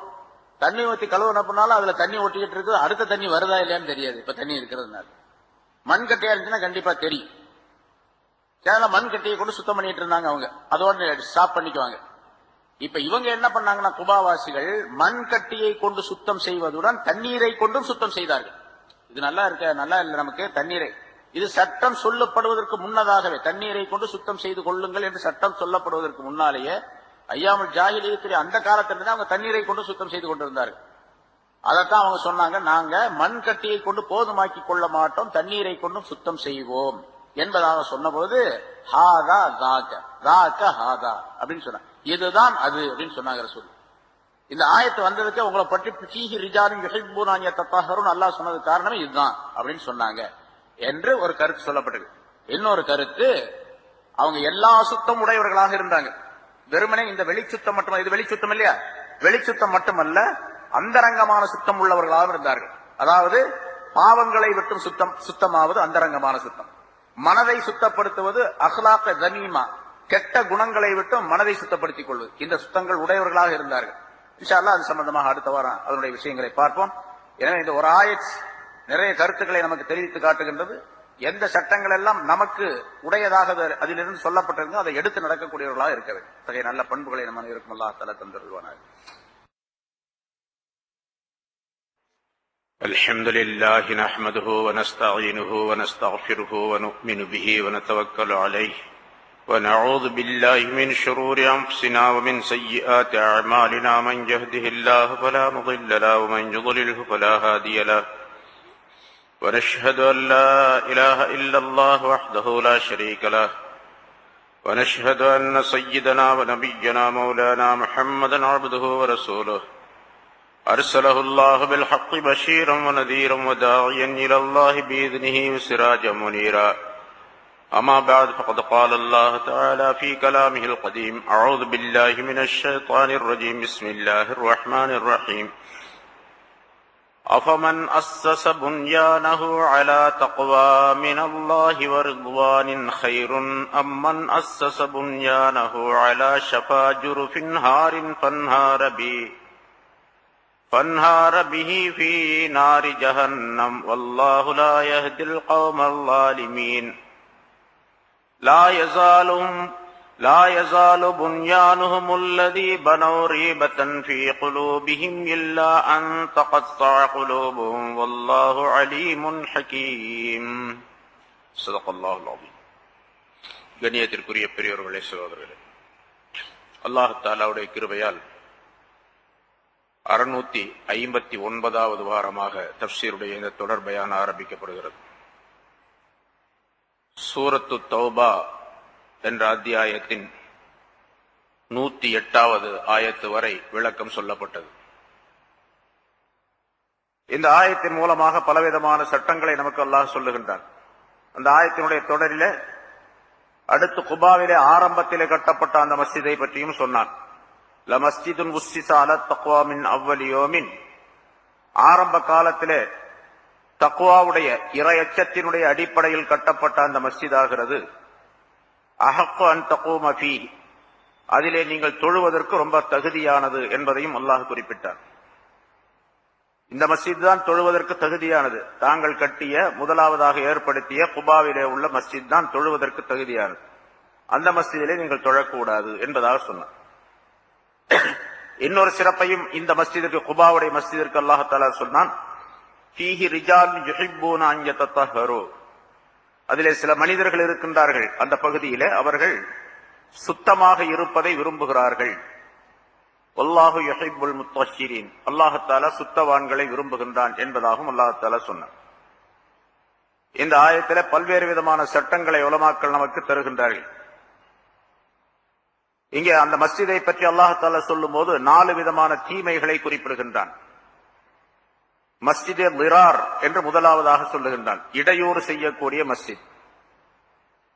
பொதுவாக இடையூறு செய்வது ஒரு மூமினான மனிதருக்கு, முஸ்லிமான மனிதருக்கு தகுதியானதல்ல. அதே போன்று ஒரு முஸ்லிமான மனிதர் எந்த வேலையை செய்கின்றாரோ அந்த வேலையும் அடுத்தவருக்கு இடையூறாக துன்பம் தரக்கூடியதாக இருக்கக்கூடாது. அதிலே குறிப்பாக தொழுவதற்காக வேண்டி, அல்லாஹ்வுடைய வணக்கத்திற்காக வேண்டி கட்டப்பட்ட அந்த மஸ்ஜித் மற்றவருக்கு இடையூறாக இருப்பதை மிகப்பெரிய குற்றமாகும்.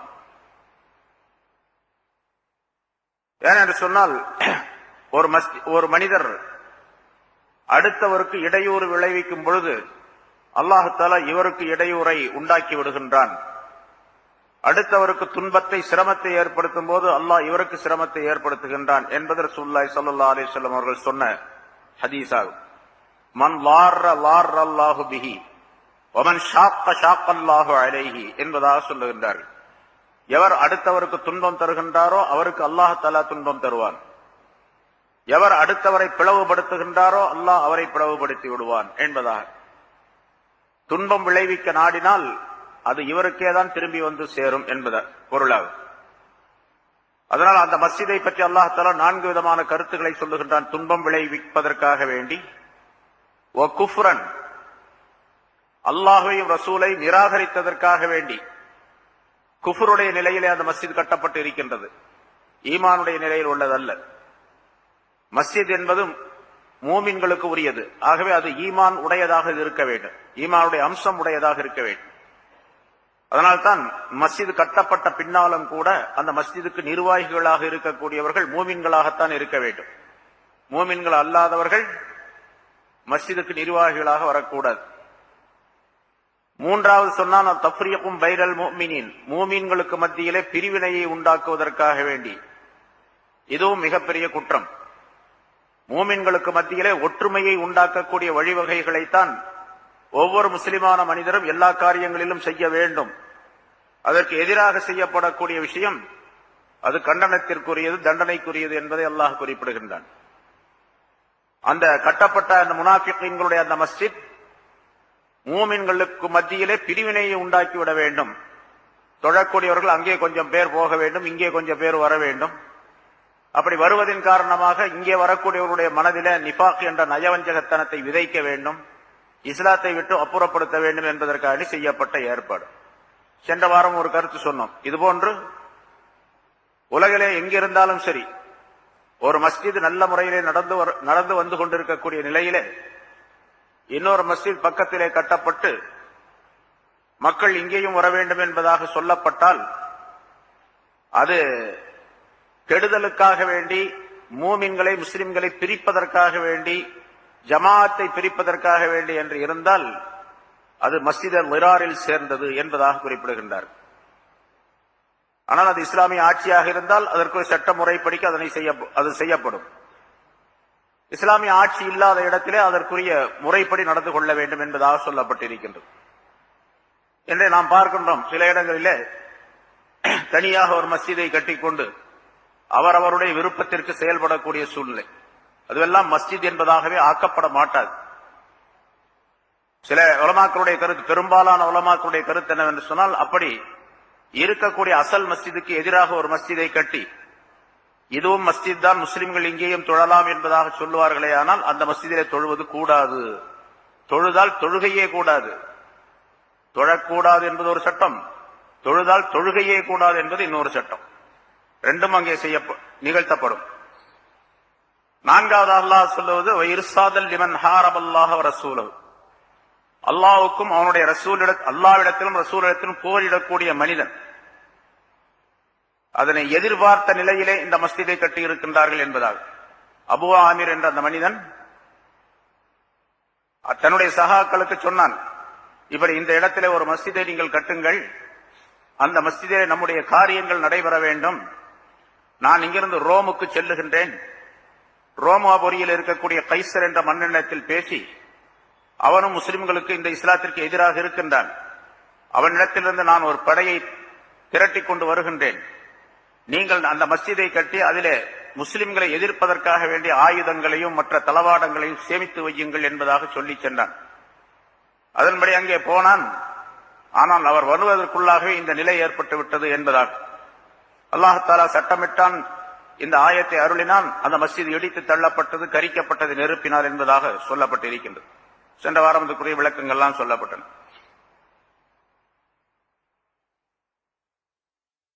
பொதுவாக இந்த மாதிரி கட்டக்கூடிய மஸ்ஜிதுகள் இருக்கின்றன. இதற்கு உதவி செய்வதும் கடுமையான குற்றமாகும். அது சிறிய உதவியாக இருந்தாலும் சரி. கூப்பிட்டு கேட்டார்கள், நீ என்ன உதவி செய்தாய் என்பதாக. நான் ஒரு தூண் வைப்பதற்காக வேண்டி, அந்த காலத்தில் பேரிச்சம் மரத்தினால் அந்த தூண்கள் அங்கே வைத்திருப்பார்கள். அதற்கு மேல் எப்படி ஒரு ஓலை குடிசை போட்டால் எப்படி இருக்குமோ அது மாதிரி பேரிச்சம் மரங்களால் அந்த தூண்கள் நடப்பட்டு அதற்கு மேலே கூரையை வேய்ந்து மஸ்ஜிதாக ஆக்கி வைத்திருந்தார்கள் அவர்கள். ஒரே ஒரு தூணுக்குத்தான் நான் உதவி செய்தேன் என்பதாக சொன்னார் அந்த மனிதர் சொன்னார். ஹஜ்ரத் உமர் ரலியல்லாஹு தஆலா அன்ஹு சொன்னார்கள், அப்ஷிர் பிஹா சாரியத்தன் ஃபீ உனுகிக மின் நாரி ஜஹன்னம். அப்படியானால் நரக நெருப்பிலிருந்து ஒரு தூண் உன்னுடைய கழுத்தின் மீது இருக்கின்றது என்பதை நீ அறிந்து கொள் என்பதாக சொன்னார்கள். முஸ்லிம்களுக்கு இடையூறாக மூமின்களை பிரிப்பதற்காக வேண்டி, குஃபருடைய நிலையிலே இடையூறு செய்வதற்காக வேண்டி ஒரு மஸ்ஜித் கட்டப்பட்டால் அதற்கு ஒரு சின்ன உதவி செய்தாலும் கூட அது கடுமையான குற்றத்திற்குரியது என்பதாக குறிப்பிடுகின்றார்கள்.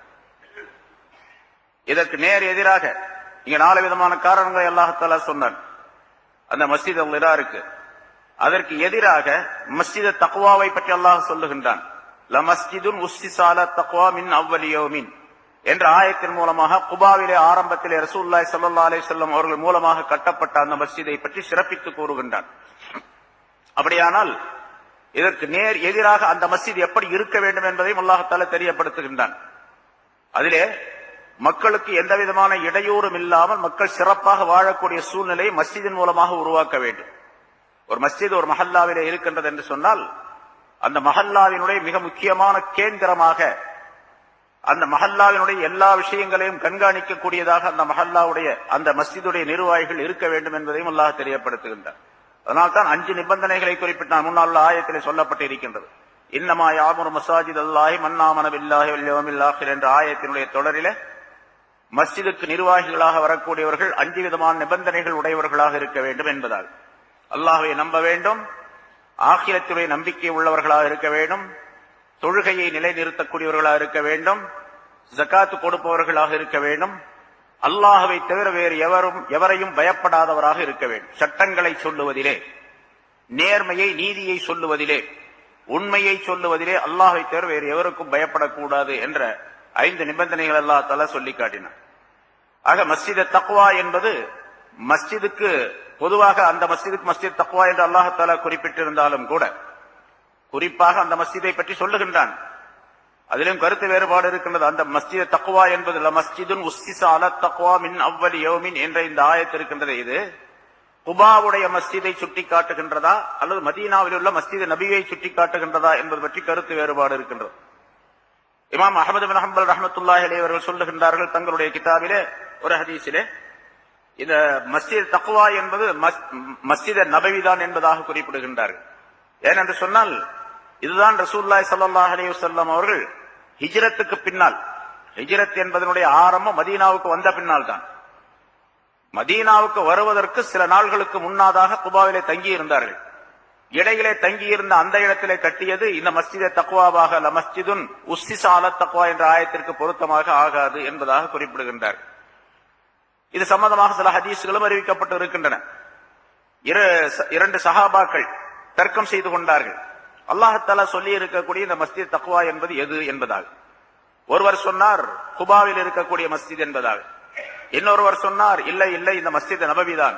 மஸ்ஜித் நபவியிலே இருந்து இந்த பிரச்சனையை செய்து கொள்ளுகின்றார்கள் மதீனாவில, இதுதான் என்பதாக சொல்லுகின்றார்கள். 2 பேருக்கு மத்தியில் இல்ல அதுதான் இல்ல இதுதான் என்று 2 பேர் தகராறு செய்து கொள்ளுகின்றார்கள், பேசிக் கொள்ளுகின்றார்கள். இந்த நேரத்தில் ரசூலுல்லாஹி ஸல்லல்லாஹு அலைஹி வஸல்லம் அவர்கள் வந்தார்கள். ஸல்லல்லாஹு அலைஹி வஸல்லம் அவர்களிடத்தில் 2 பேரும் கேட்டாங்க, யார சொல்லா மஸ்ஜித் தக்வா என்று அல்லாஹ் சொல்லுகின்றான், அது எது என்பதாக.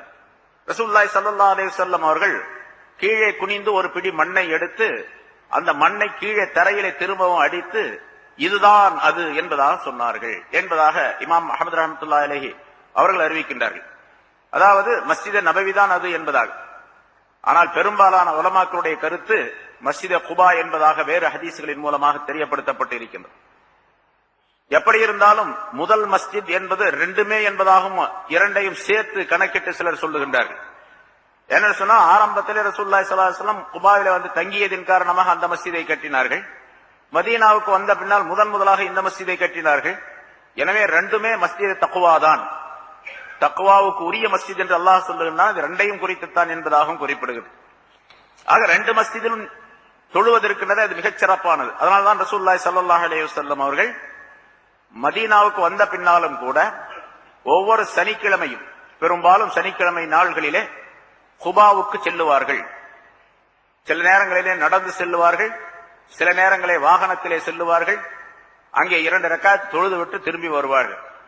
நபி அவர்களுடனே பல சஹாபாக்களும் உடன் செல்லுவார்கள் ஒவ்வொரு தடவையும். ரசூலுல்லாஹி ஸல்லல்லாஹு அலைஹி வஸல்லம் ஒரு தடவை சொன்னார்கள், இந்த மஸ்ஜிதிலே, குபாவுடைய இந்த மஸ்ஜிதிலே 2 ரக்காத் தொழுவது ஒரு உம்ரா செய்வதற்கு சமமானது என்பதாக சொன்னார்கள். ஒரு உம்ரா செய்தால் என்ன நன்மை கிடைக்கும், அதுவும் ஒப்புக்கொள்ளப்பட்ட உம்ரா, மக்பூலியத்தான உம்ரா, செய்தால் என்ன நன்மை கிடைக்குமோ அந்த நன்மை குபாவினுடைய 2 ரக்காயத்து தொழுவதிலே, குபாவுடைய மஸ்ஜிதிலே தொழுவதிலே கிடைக்கின்றது என்பதாக குறிப்பிட்டார்கள். ஆக அந்த மஸ்ஜித் மிகச் சிறப்பிற்குரியது என்பதையும் அல்லாஹ் தஆலா இங்கே குறிப்பிடுகின்றார். பொதுவாக மஸ்ஜித் என்று சொன்னால் அந்த மஸ்ஜித் அல்லாஹ் தஆலாவுடைய நினைவை உண்டாக்கக்கூடியதாகவும் பிரச்சனைகளை தீர்த்து வைக்கக்கூடியதாகவும் மக்களுக்கு மத்தியிலே ஒற்றுமையை விளைவிக்கக்கூடியதாகவும் இருக்க வேண்டும். அதனால்தான் மஸ்ஜிதிற்குள்ளே குழப்பங்கள் விளைவிப்பவர்கள் யார் வந்தாலும் அவர்கள் தடை செய்யப்பட வேண்டும் என்பதாக சொல்லப்பட்டு இருக்கின்றது.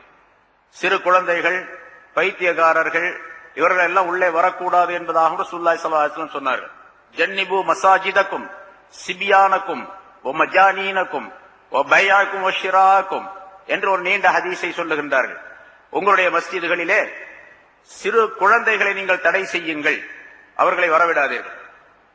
வர்றதுக்கு ஒரு வயசு சொன்னாங்க ரசூலுல்லாஹி ஸல்லல்லாஹு அலைஹி வஸல்லம்.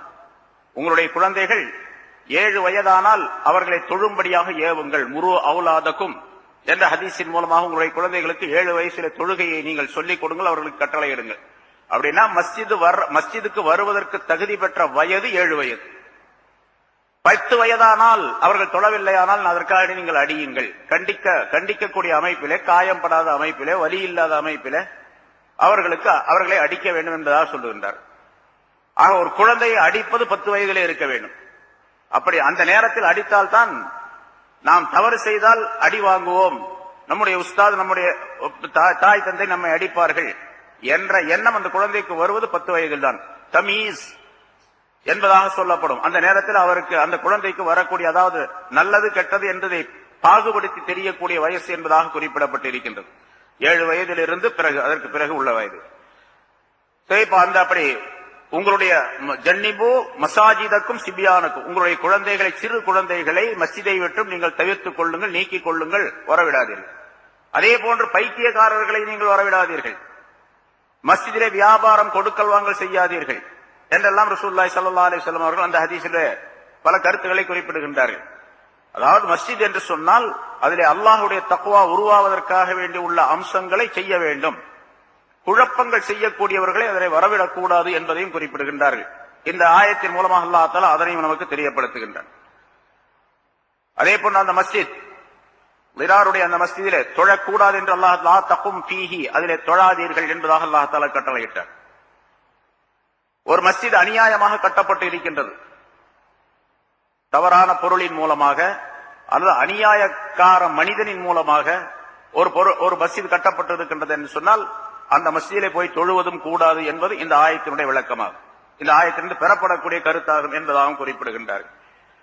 அதே மாதிரி ஒரு மஸ்ஜிதிலே கட்டப்பட்டது என்ன, நல்ல மஸ்ஜித், ஆனால் அதில் இருக்கக்கூடிய இமாம் தகுதி இல்லாதவராக இருக்கின்றார், அநியாயக்காரராக இருக்கின்றார், ஹராமான காரியங்களை செய்யக்கூடியவராக இருக்கின்றார், தவறான நடவடிக்கை உள்ளவராக இருக்கின்றார், மக்களுடைய வெறுப்பிற்கு ஆளானவராக இருக்கின்றார் என்று சொன்னால் அவருடைய பின்னால் தொழுவதும் கூடாது. தொழுவது கூடாது, தொழுகையும் கூடாது. முதல்ல 2 விஷயம் முதலையும் சொன்னோம். தொழுகையும் கூடாது, தொழுவதும் கூடாது, ரெண்டுமே கூடாது. இமாம் அநியாயக்காரராக, தவறு செய்யக்கூடியவராக, பகிரங்கமான பாவம் புரியக்கூடியவராக இருந்தால் கூடாது. ஆனால் அதே நேரத்தில் அவர் சிறந்த ஆலிமாக இருக்கின்றார், அப்படி தவறு செய்யக்கூடியவர், நல்ல விளக்கம் உள்ளவராக இருக்கின்றார், நன்கு குர்ஆன் ஓதக்கூடியவராக இருக்கின்றார், அவரை தவிர வேறு மனிதர் யாரும் இல்லை, அந்த மாதிரி தொழ வைக்கக்கூடியவர் யாரும் இல்லை என்ற நிர்பந்தமான நேரத்தில் அவர் பின்னால் தொழலாம் என்பதாக சொல்லப்பட்டு இருக்கின்றது. மற்றவர் இருந்தால், வேறு யாராவது கிடைத்தால் அவருக்கு பின்னால் தொழுவது கூடாது. ஏன்னா ரசூலுல்லாஹி ஸல்லல்லாஹு அலைஹி வஸல்லம் அதையும் சொன்னார்கள், சல்லு குல்ல கல்பி பர்ரின் வ ஃபாஜிரின், நல்லவர் கெட்டவர் அனைவருக்கும் பின்னாலும் நீங்கள் தொழுங்கள், வேற மனிதர் இல்லையானால் என்று அதற்கு பொருளாகும். இதில் இன்னொரு கருத்தும் விளக்கப்படுகின்றது. பொதுவாக இமாமாக இருக்கக்கூடியவர் நல்லவராக இருக்க வேண்டும் என்று சொல்லப்படக்கூடிய அதே நேரத்தில் முக்ததிகளாக இருக்கக்கூடியவர், முஸல்லீன்கள், தொழக்கூடியவர்கள் நல்லவர்களாக இருக்க வேண்டும். தொழக்கூடியவர்கள் தவறு செய்யக்கூடியவர்களாக இருந்து, அதாவது வெளியே தவறு குற்றங்கள் செய்வது என்பதல்ல, தொழுகை சம்பந்தப்பட்ட விஷயத்திலே தவறுகள் செய்வது, சரியாக சிறுநீர் கழித்து சரியாக சுத்தம் செய்யாமல் வருவது, சரியான முறையில ஒலு செய்யாமல் இருப்பது, தொழுகையுடைய முறைகளை சரியாக நிறைவேற்றாமல் இருப்பது, பர்லு, வாஜிபு, சுன்னத்து, முஸ்தஹப் என்பதெல்லாம் இருக்கின்றது. இதையெல்லாம் நிறைவேற்றாமல் இருப்பது. நிறைய விஷயங்கள் சொல்லி இருக்கிறோம், பல தடவை சொல்லப்பட்டு இருக்கின்றது. தொழுகை சம்பந்தப்பட்ட விஷயங்கள் ஏராளமாக. ஒரு மனிதர் தொழ வேண்டும் என்று சொன்னால் அந்த தொழுகை அல்லாஹ் தஆலா இடத்தில் ஏற்றுக்கொள்ளப்படக்கூடிய வெளித்தோற்றமான நிலையிலும் கூட அவர் சிறுநீர் கழித்து சுத்தம் சரியாக செய்ய வேண்டும். சிறுநீர் கழித்து சுத்தத்தை சரியாக ஆக்கிக் கொள்ளவில்லை என்று சொன்னால் அவருடைய ஒலு கூடாது. ஒலு கூடாது என்று சொன்னால் தொழுகையும் கூடாது. சரி, சிறுநீர் கழித்து சரியாக சுத்தம் செய்து வருகின்றார். ஆனா ரசூலுல்லாஹி ஸல்லல்லாஹு அலைஹி வஸல்லம் சொன்னார்கள், கபருடைய வேதனைகளிலே பெரும்பாலானவை சிறுநீர் கழித்து சரியாக சுத்தம் செய்யாததின் காரணமாக ஏற்படுகின்றது என்பதாக குறிப்பிட்டார். அதற்கு அந்த கபருடைய சம்பவம் முன்னால் சொல்லப்பட்ட 2 கபர் இருக்கக்கூடிய ஒரு இடத்திற்கு ரசூலுல்லாஹி ஸல்லல்லாஹு அலைஹி வஸல்லம் சென்றார்கள். இந்த 2 கபர்கள் உடையவர்கள் வேதனை செய்யப்பட்டுக் கொண்டிருக்கின்றார்கள். ஆனாலும் பெரும் பாவங்களின் காரணமாக அல்ல. 2 கபர்களிலே ஒரு கபருடையவர் கோல் சொல்லி திரிந்து கொண்டிருந்தார் மக்களுக்கு மத்தியிலே. இன்னொரு கபருடையவர் சிறுநீர் கழித்து சுத்தம் செய்யாமல் இருந்தார், அல்லது சுத்தம் செய்வதிலே அலட்சியமாக இருந்தார்.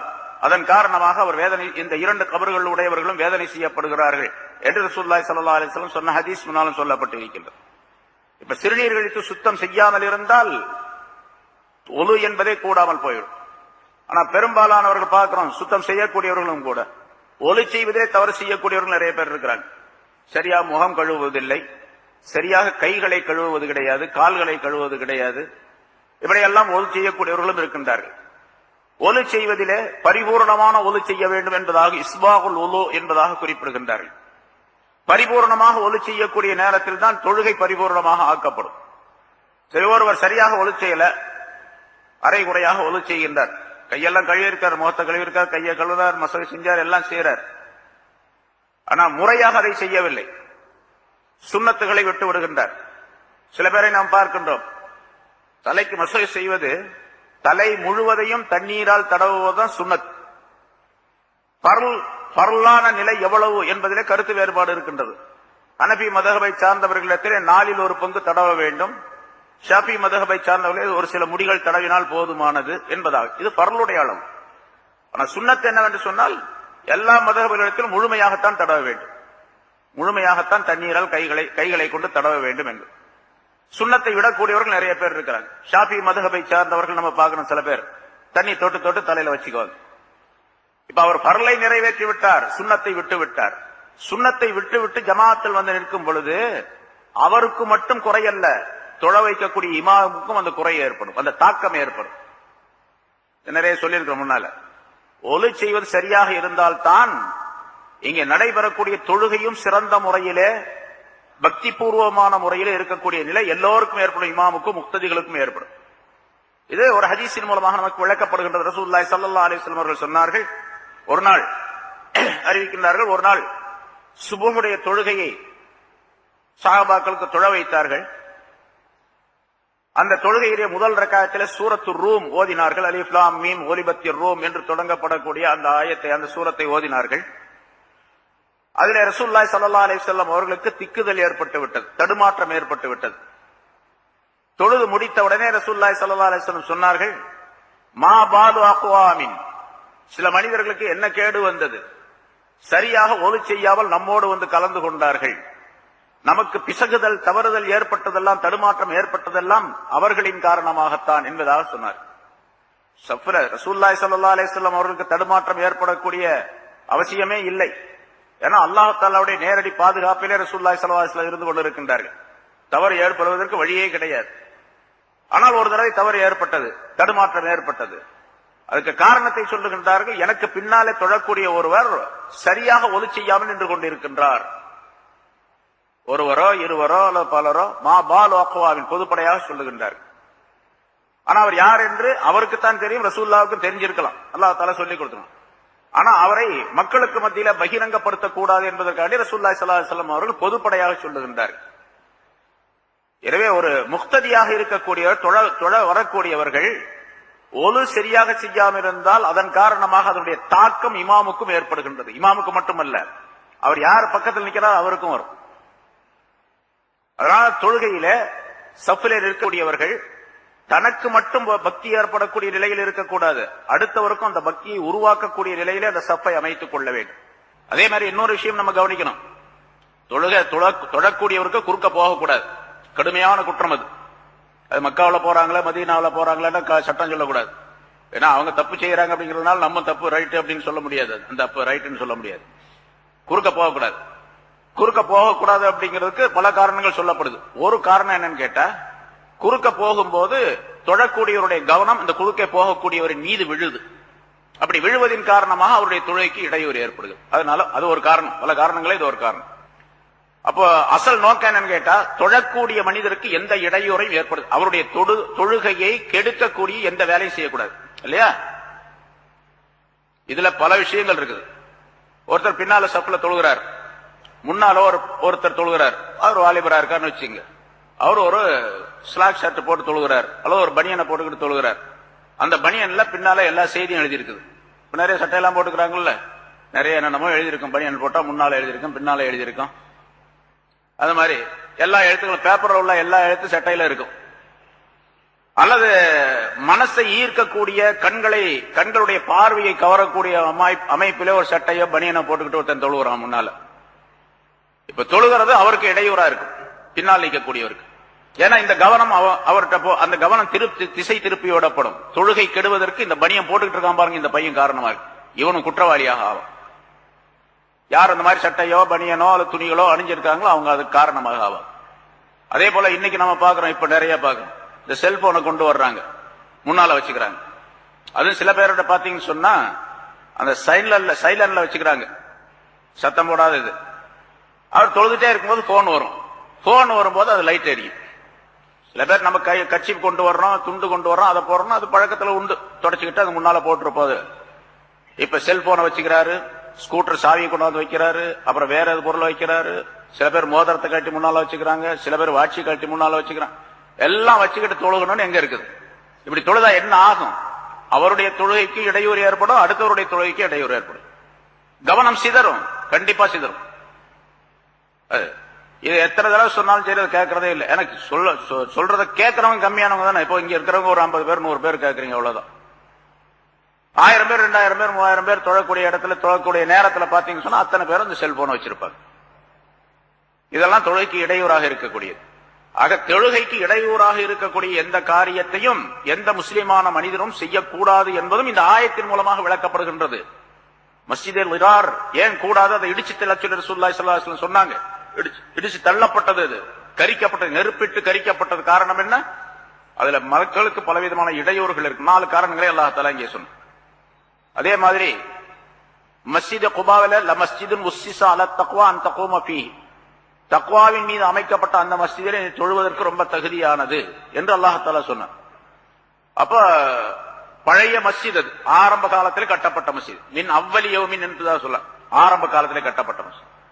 பொதுவாக புது மஸ்ஜிதை விட பழைய மஸ்ஜித் தக்வாவுக்கு உரியது என்பதையும் அல்லாஹ் தஆலா இதில் தெரியப்படுத்து. இதெல்லாம் முஃபஸ்ஸிரீன்களுடைய கருத்து, இமாம்களுடைய கருத்து. பழைய மஸ்ஜித் எதுவாக இருக்கின்றதோ அந்த மஸ்ஜிதிலே தொழுவது பக்தியை தரக்கூடியது என்பதையும் அல்லாஹ் தஆலா சூசகமாக குறிப்பிடுகின்றார். நம்ம பார்க்கிறோம் பல இடங்கள்ல இப்ப அந்த பழைய மஸ்ஜிதெல்லாம் இடிச்சு போட்டு புதுசா மஸ்ஜித் கட்டுறாங்க. அது அத்தியாவசிய தேவை. பழைய மஸ்ஜித் ரொம்ப இடிஞ்சு போச்சு, அது இடிச்சு கீழே விழுந்துடுற மாதிரி இருக்குது, அதனால அதை இடிச்சிட்டு கட்ட வேண்டியது இருக்குது. அதே போல மக்கள் அதிகமாக வர்றாங்க, இடம் போதல, அதனால பெரிய மஸ்ஜிதாக விரிவாக கட்ட வேண்டியது இருக்குது அப்படின்னு சொன்னா அது வேற விஷயம். அது தொழுகைக்காக வேண்டி தேவைக்காக வேண்டி கட்டுறது. தேவை இல்லாத நிலையிலேயே சில ஊர்கள்ல மஸ்ஜிதை கட்டுறாங்க. எல்லா ஊர்லயும் மஸ்ஜிது கட்டுறாங்க, புதுசு புதுசா நம்மளும் புதுசா கட்டுவோம் அப்படின்னு சொல்லிட்டு பழைய மஸ்ஜிதை இடிச்சிட்டு புதுசா கட்டுறாங்க. தஞ்சாவூர் ஜில்லால பாத்தீங்கன்னா பல இடங்கள்ல இந்த மாதிரி உள்ள மஸ்ஜிதுகள் இடிக்கப்பட்டு புதுசா கட்டி வச்சிருக்கிறாங்க. அந்த பழைய மஸ்ஜித் அங்க இருக்கிறவங்களே சொல்றாங்க, வயசானவங்க சொல்றாங்க, தொழுகிறவங்க சொல்றாங்க, அந்த பழைய மஸ்ஜிதில தொழக்கூடிய பக்தி எங்களுக்கு இப்ப வர்றதே இல்லை அப்படின்னு சொல்லி. லமஸ்ஜிதுன் உஸ்ஸிஸா அலா தக்வா மின் அவ்வலி யௌமின் அன் தகூம ஃபீஹி அஹக்கு அன் தகூம ஃபீஹி என்ற இந்த ஆயத்தின் மூலமாக பழைய மஸ்ஜித் போதுமானதாக இருந்தால், வேறு மஸ்ஜித் தேவை இல்லை என்று இருந்தால் அந்த பழைய மஸ்ஜிதில் இருக்கிறது நல்லது. சரி, ஒரு இடத்துல ஒரு மஹல்லாவில் ஒரு பழைய மஸ்ஜித் இருக்குது, புது மஸ்ஜிதாக ஒன்னு கட்டி இருக்கிறாங்க. ரொம்ப அழகான செலவுக்கெல்லாம் போட்டு அதை போட்டு இதை போட்டு ரொம்ப அலங்காரமா கட்டிருக்காங்க, லைட்டு கெட்டெல்லாம் போட்டு ரொம்ப ஜோரா இருக்குது. பழைய மஸ்ஜித் கொஞ்சம் இருட்டா இருக்குது, கொஞ்சம் காத்து வராது, ஃபேன் எல்லாம் கம்மியா இருக்குது. இதுல போனா ஏசி போட்டிருக்கிறாங்க, நல்ல மஸ்ஜிதா இருக்குது. எந்த மஸ்ஜிதில தொழுகிறது சிறப்பு? பழைய மஸ்ஜிதில தொழுகிறது தான் சிறப்பு. சிரமங்கள் இருந்தாலும் அந்த மஸ்ஜிதில சொல்கிறது தான் சிறப்பு என்பதையும் அல்லாஹ் தஆலா இந்த ஆயத்தின் மூலமாக சொல்லி காட்டுகின்றார். அதே போன்று லமஸ்ஜிதுன் உஸ்ஸிஸ அலா தக்வா என்று சொன்னால் அந்த குபாவுடைய மஸ்ஜித் அல்லது மஸ்ஜிதே நபவி என்பது ரசூலுல்லாஹி ஸல்லல்லாஹு அலைஹி வஸல்லம் அவர்களும் சஹாபாக்களும் தொழுத மஸ்ஜித். அந்த மஸ்ஜிதை சிறப்பித்து அல்லாஹ் தஆலா சொல்லுகின்ற காரணத்தினால் ஒரு மஸ்ஜிதிலே தொழக்கூடிய மனிதர்கள் சாலிஹீன்களாக, முத்தகீன்களாக, நல்லடியார்களாக இருந்துவிட்டால் அது அந்த மஸ்ஜிதுக்கு மட்டுமல்ல, அந்த மஹல்லா மட்டுமல்ல, அந்த ஊருக்கே சிறப்பு, உலகத்திற்கே சிறப்பு. உலகம் முழுவதும் அந்த படிப்பினை பெற வேண்டும் என்பதற்காக வேண்டித்தான் இந்த ஆயத்தை அல்லாஹ் தஆலா இங்கே குர்ஆனில் நமக்கு பதிவு செய்து கொடுத்திருக்கின்றனர். அதனால நல்லடியார்கள் எந்த இடத்துல தொழுகிறாங்களோ அந்த ஜமாத்தோடு சேர்ந்து தொழுகிறது இன்னும் அதிகமான சிறப்பிற்குரியது.